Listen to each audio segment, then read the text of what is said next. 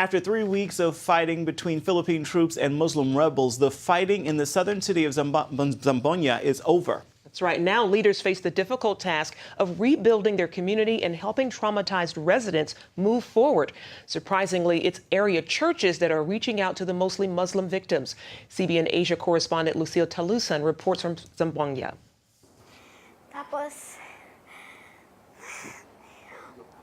Christina is still shaken as she recounts how God miraculously saved her from being hostage at the height of the fighting. She went up to her room to rest when the MNLF Muslim rebels barged into their boarding house and took with them her 3 female housemates. I cried out to God to help me and surrendered everything to Him. A mortar exploded near our house and I could hear empty shells fall on the roof like rain. After 2 days, I managed to get out of the house and leave the place by pretending to be Muslim. The conflict in Zamboanga is not about religion, but that didn't stop the Muslim rebels from detaining Christians to act as human shields. Christina now stays at their church. Her pastor, Yoli Trinidad, also shares the horrifying accounts of her relatives who were held hostage for more than a week. 8 of my relatives were detained by the MNLF. They said they were ordered to walk under the heat of the sun, and they beheaded with their machetes those who became weak and threw the dead bodies in the houses that they burned.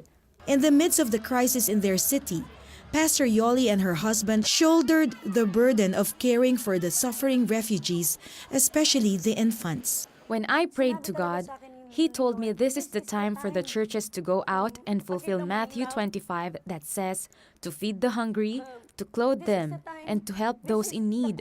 My husband and I went to the stadium and we brought with us Muslim mothers with children and little babies who were just 2 weeks old. Pastor Yoli is grateful to partner with CBN. We now have 130 evacuees, but we don't have the capability to supply all their needs. And that is why we are very happy when CBN came to Zamboanga. They united our churches and empowered us to help our communities. We are able to give food not only to the evacuees, but to the military as well. All these years, we are praying for the unreached people groups. And now they have come out, and we can easily reach out to them. Most of the evacuees in this school come from the Muslim-dominated villages that are indifferent towards the Christians. And that is why the church volunteers here are happy to have been given the opportunity to serve them and to share with them the love of Christ. One Muslim evacuee told me, "You are different.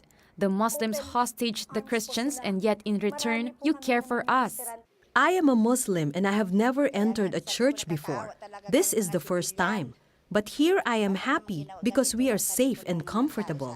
And the Christians give us everything that we need, especially for my grandchildren. Our city is facing a difficult crisis, but God's purpose still prevails. What the enemy meant for evil, God turns into good. It's a time for God's love to shine. Lucille Talusan, CBN News, Zamboanga, Philippines.